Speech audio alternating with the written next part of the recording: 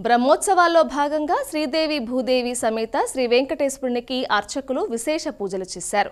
అనంతరం స్వామివారిని హనుమంత వాహనంలో కొలువు తీర్చారు.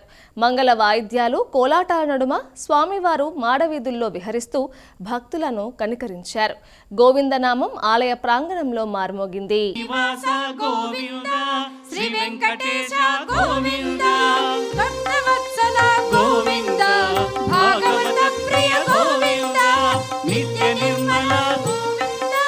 నీలమేఘ శ్యామ గోవింద పురాణ పురుష గోవింద.